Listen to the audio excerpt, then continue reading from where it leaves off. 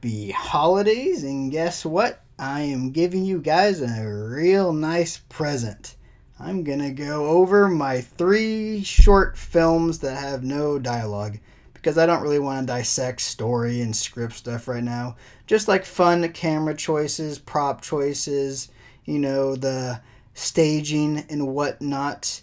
And I think this could be helpful for maybe future filmmakers to help reflect on the mistakes you've made, because I've made plenty, but there's also some good choices in these, and those could also possibly help. So let's get into it with my very first short film, which was On Call.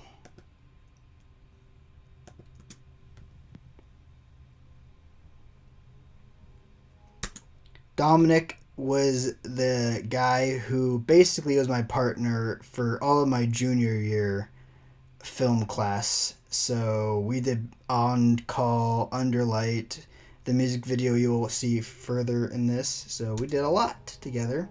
And he also edited this, which means that this joke, which I think is hilarious and introducing, was his idea, not mine. I love it though. I don't like some of his other editing choices, but we'll get into that further down the line. And Kyle C. Ryan as Detective McGee, which, if you recognize that name, if you've seen Under Light, you should watch Under Light. It's also on this channel. It is the funniest short film you'll ever watch. And this is the introduction or origin of that character, as played by Kyle C. Ryan.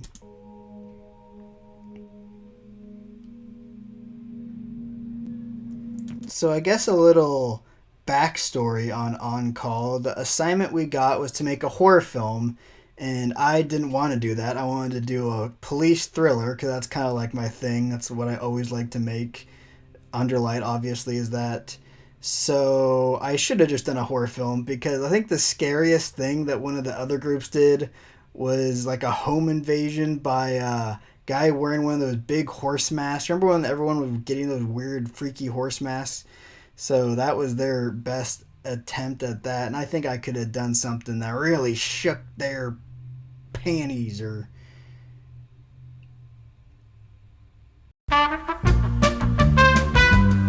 anywho, so we decided to do a police thriller. So I told Dominic to write up something that involved, I don't know, an interrogation and a crazy killer. So what he wrote was this really lengthy paragraph of prose with lots of adjectives, like a dark stormy night, blah blah blah blah blah. Nothing that we really could use as a structure for a film or a story. So a lot of this is improv. But one shot that I had in mind that I knew I always wanted was the first shot to be foot stepping in a puddle. Obviously, this is supposed to be it was raining, but this is probably just some water we got from the water fountain and poured right here. But I still think it looks like a cool shot. And then after this, all this is improv. We filmed this at the weird church slash kids center across the street from our high school because it was convenient. And we just literally were walking in and filming in these places. They didn't give a shit, and I don't know, whatever. It looks really good though, because it's supposed to be a police precinct, and it kind of does look like a police precinct, if I don't say so myself. And if you remember, I homage all these shots in Underlight later when Detective McGee goes to the police precinct and that. So it's me homaging my own short film, which is, I don't know, maybe a little narcissistic. Who cares? And if you also have seen Underlight, you may recognize the music that was used here. Dominic picked it out. It is actually from the movie Drive, the track Eraserhead, which was composed by Cliff Martinez. And I had not seen that movie at that time, so I just thought he just found some random ass song.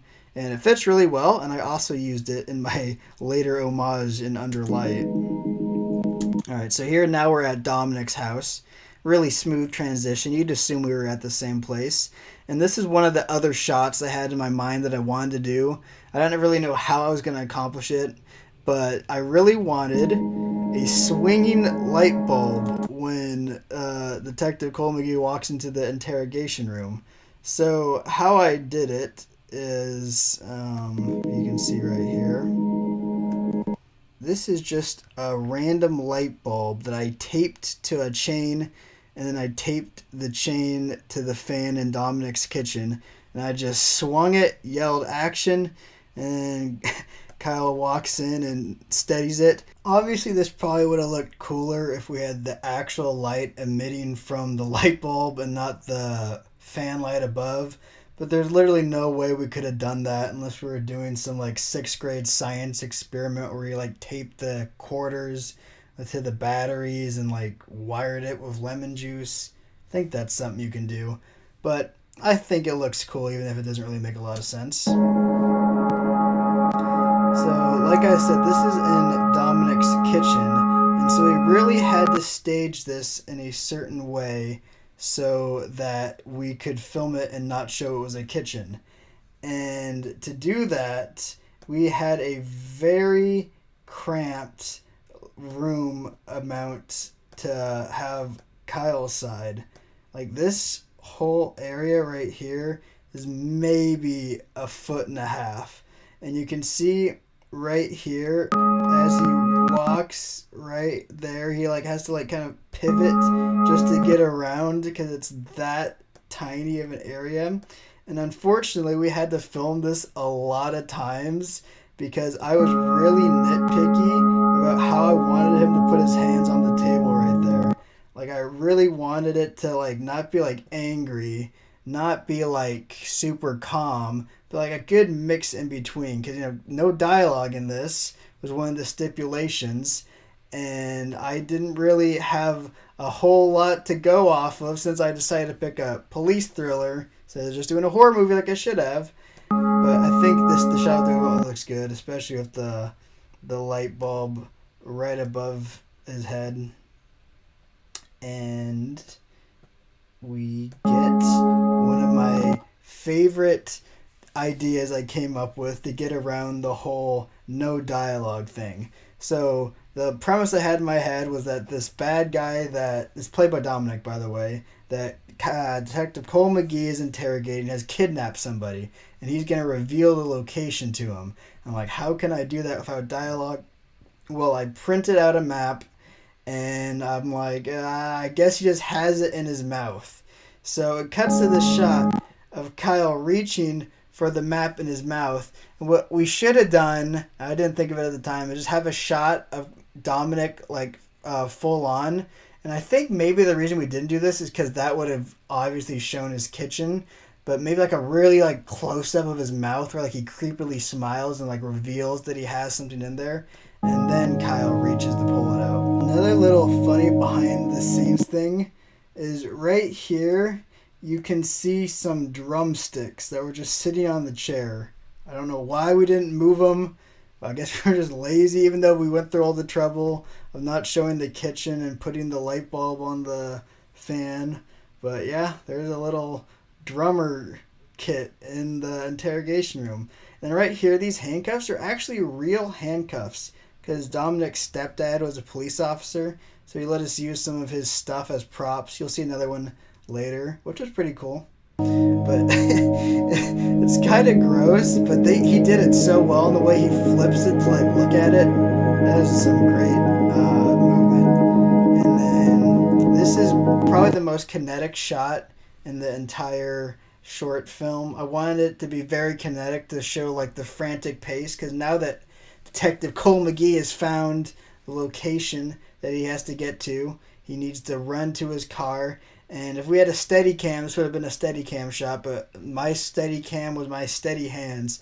You can see it jiggle a bit as I follow behind him, but I did an alright job. This is a cool shot right here as he gets in his car. But this transition between shots is kind of long. I don't know why Dominic made it so long. He used a lot of fades too, which I'm not sure I would have done, but it doesn't like take away from the film. So right here, hold on. So right here, we have the little bit of like character backstory that I wanted to have. And to do that, I wanted Detective Cole McGee to have a wife character, someone you learn a lot more about in Under Light. But I just found this random picture in a magazine, cut it out, and put it in a wallet. And there is my backstory character motivation. Without any dialogue, that's the best I could do. And I know, it works to a degree. At least you know he has like a family that he cares about. And this badge right here is actually my limited edition Walking Dead Rick Grimes badge. And I've used it in a lot of movies that I've made. I think Shiv used it in one of her short films too, because it looks very realistic. Also very expensive and a very niche collectible from The Walking Dead there. And now we're back at Dominic's house, the same place the interrogation took place, but you would have never known that unless I had just told you.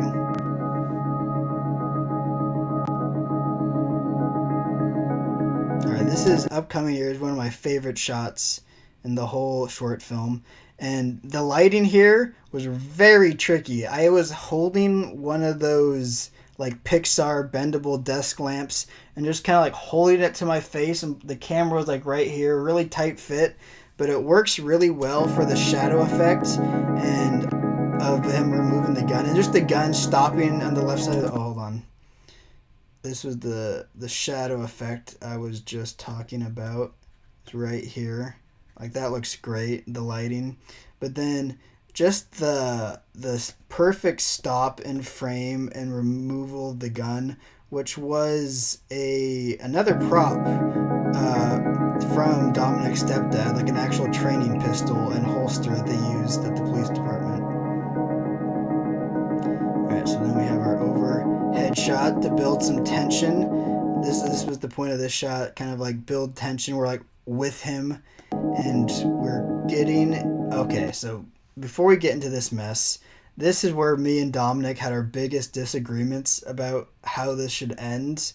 My vision was we get this Dutch angle shot and it turns as the character realizes what's going on. And what we don't get in this is that I think Dominic kind of wanted to be more ambiguous as to what's going on. I didn't want that at all. What I wanted was the Dutch angle aligns itself straight as like he like realizes what's happening, kind of like the movement of the camera represents his thought process. And there's supposed to be a shot right here where we see Dominic, our evil guy, on the couch or bed or whatever, showing that he's escaped and he's led him straight into his trap. And I guess Dominic decided to cut that. I think he wanted to cut a lot of stuff with him in it. I think he was a little embarrassed about acting in the movie to begin with, because I forget who we had originally wanted. I think it was our friend Grant. We wanted to play that character, but he was busy. So we just get straight to the jump scare shot, because that was one of the other requirements of the making the horror film. What was that? We needed a jump scare. Obviously, would have been better if we weren't doing a cop thriller. But I really liked the point of view, kind of hands going for Kyle C. Ryan's throat. It looks really good. And then this is the other big issue, is that after that shot, which I really like, we filmed a fight scene. And all you really get of it is this kind of really goofy shot of Kyle's choking acting. And the fight scene I thought looked really cool.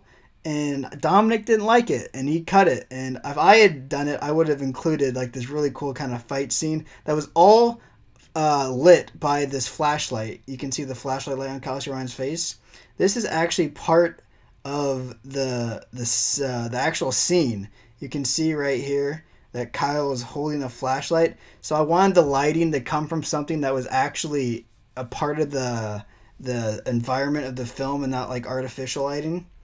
And I think it looks really cool, especially for the shot after the fight, right here, where Kyle's body falls. I also like that thump sound, but Dominic cut it way too quick. He fades to the handcuffs. Like, it's a really good shot, and he cut it too early. And after that, we have this fin. We had originally filmed this handcuff as we filmed this and some other props for the opening credits, where we just get I actually like what Dominic did with the black and white fonts, but originally we were gonna have the credits over like still images of like police gear, and then he put Finn because I guess that's funny, and that is on call. I actually forgot to mention this. The reason you see those handcuffs at the end is because of a motif that Detective Cole McGee has, where he tends to forget stuff in important instances. See, he leaves these handcuffs here as he gets up to run away. And that's actually something he does a lot, because in Underlight, the big reveal that we learn that he is on to Calvin's character, John Kotowiski, if you've seen that, is because he also forgets something. So that's just something Cole McGee does. He's lazy. Or maybe we're lazy and can't think of better things to do. And moving on to our next one is the music video, which was actually our... Oh, I forgot. We credit Cliff Martinez as if we called him up like, hey, Cliff, is it cool if we use your music for our little short film we're going to do? He's like, yeah, I got you, homies. So we give him a little credit right there. But our very next assignment after that one was to make a music video. And this is what we have here. Ah, this is Future Ronin. The video turned out to be a lot longer than I thought. So I'm going to split it into 3 parts. The other ones will be in the future. Hope you guys enjoy. And tell me if you want me to change anything, because I guess since I'm uploading it later, I could go back and change a couple stuff. So enjoy.